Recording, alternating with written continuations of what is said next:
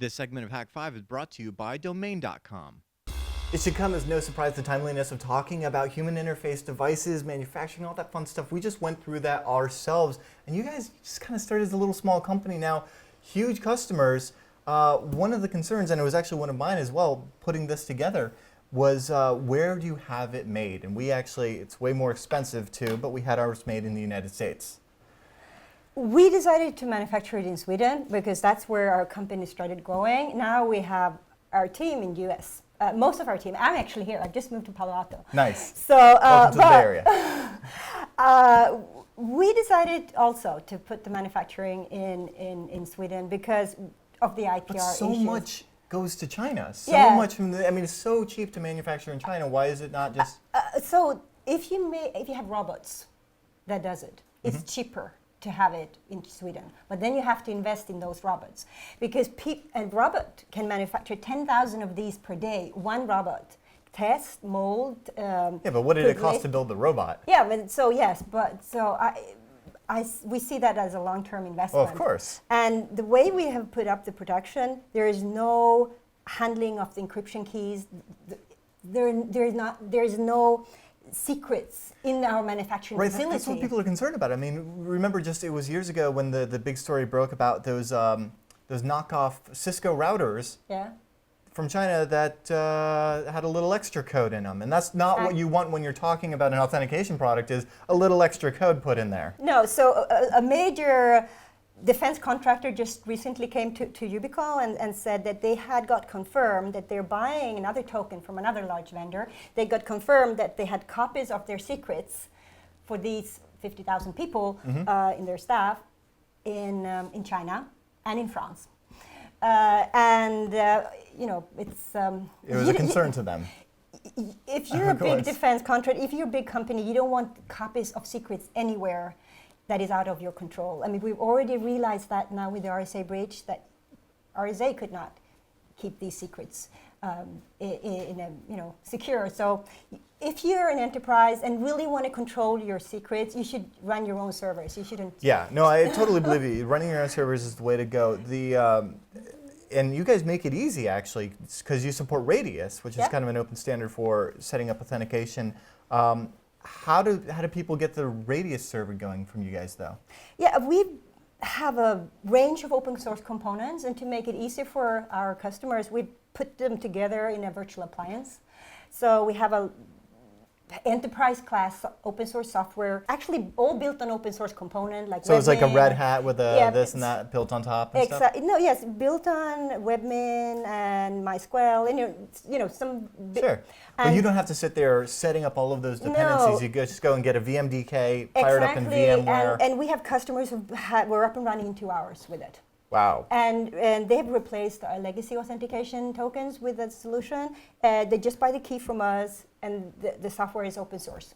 And the good thing with open source is they can scrutinize it. We're not presenting a black box, what do you call it, snake oil thing? Oh, yeah. Where it's very secure, you have to trust us. No, open source is where it's at. You always find more creativity comes through, and you end up seeing like weird stuff that you never would have even expected, way out of left field, and they're like, dude, great stuff. So I commend you guys for going that route. That's awesome that anybody can just go to the website, download your the Radius virtual appliance. You could be up in a couple of hours.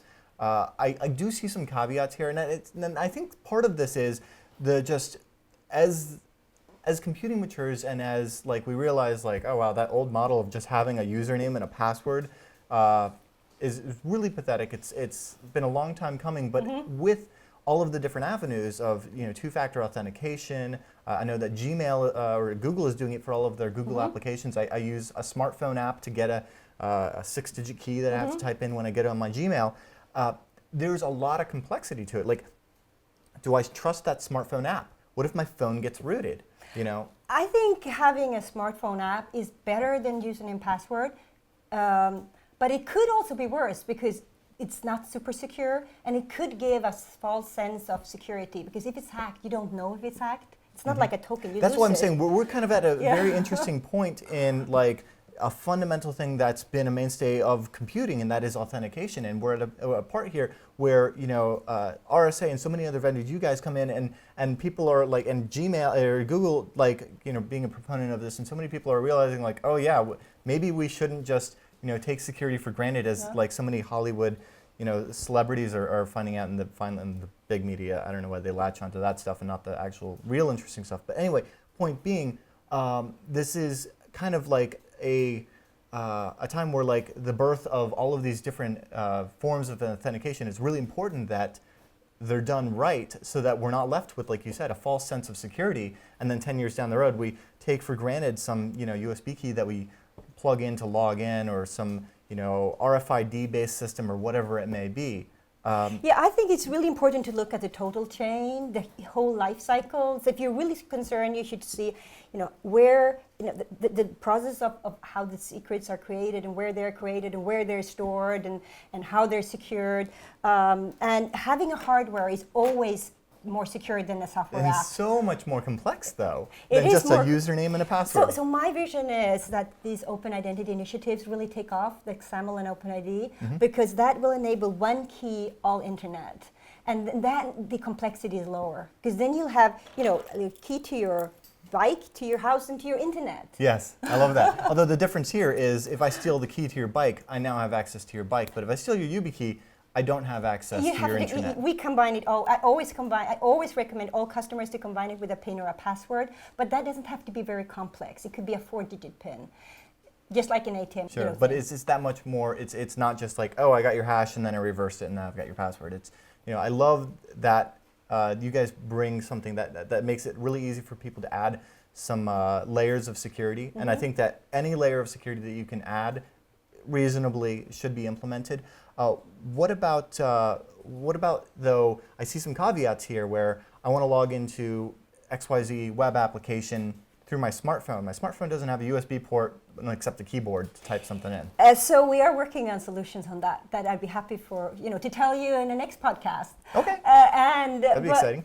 So I mean, people who are interested to follow what we do, they can sign up to our newsletter or Twitter, and we'll be happy to tell you about. You know, we're working on really cool things. Well, it's a really cool thing, and people, you know, must wonder. Obviously, it provides a robust level of security, but how secure is the device itself? I'm saying, like, if that thing gets run over or goes through the wash, am I screwed? Yeah, so we have these beautiful stories from our geek community that have, you know, told us that they got it in their pocket and went through the washing machine and through the laundry and survived. But the best story is actually from a scuba diver who had to challenge me when I said it was waterproof. Okay. He had to take it down, 48 meters down in the black over the Red Sea. Sure. And he sent me a photo where he said, "Here is my YubiKey." With like what next to his meter of his depth gauge or whatever.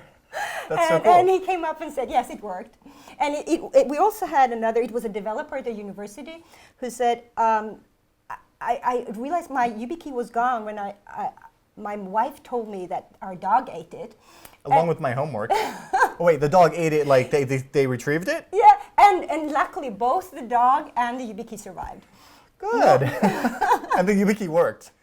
I'm not going to go into detail how it looked, but... Been through a dog and it works. All right. So we have the other token vendors, but we have the dog test, we have the scuba diver test. That should be a test from now on. Has your hardware appliance been through the dog?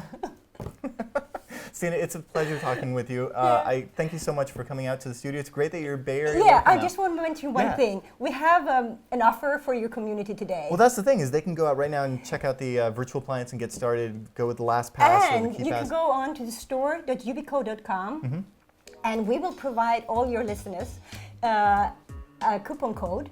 Nice. And if they put in Hak540, Hak540, you will get 40% of up to 10 keys. That's really generous of you. It's normally one key is $25 in those volumes, but you'll get it for $15. Now you've got no excuse not to be like showing this to your organization and being like, guys, come on, we really need to be, you know. So it's an offer for October. So Nice. you can do it now. Okay. Store.yubico.com, and the coupon code is Hak540. Nice. Thank you so much, Stina. Okay, thank you. We'll be back, guys, in just a bit. No, it needs to be something more like straightforward, like usbrubberducky.com. No, it should be more hardcore, like tacticalassaultducks.com. I'm leaning towards programmablehumaninterfacedevice.com. No, No way. absolutely not. Is that you typing? Kirby! Kirby. Meow. No matter what your project is, domain.com has what you need to register, host, and promote your next big idea. Even if it's fgh.com. Domain.com's owning the competition with cheap domain names and hassle-free service. Their easy checkout process and domain discovery system make it easy to select the domain that's right for you and set up your website without hassle. Domain.com will even transfer your domain name from another registrar and hook you up with an extra year for free for a mere, well, it's actually less than $6.50 when you use the coupon code HAK5 at checkout. That's right. Our coupon code Hak5 will save you 15%. Don't forget, when you think domain names, think domain.com. Now, of course, it's time for the nibble, and Henrik here writes in to say, when I'm doing some server tweaking and configuration, I always have to restart the servers hundreds of times just to see the results of the action. And instead of typing in the whole thing, for example, he writes /etc/rc.d/httpd restart to restart like your Apache server, he just does Control-R, types restart, and hits enter. He says that Control-R lets you search through your already typed commands, and I'll go ahead and do that here. Control-R, I can type restart, and you can see that I've done /etcrc0.d, my networking restart, and boom, I don't have to type that whole command because I've already typed it once. That is an awesome tip. Send yours over to hak5.org/nibble. Get some swag.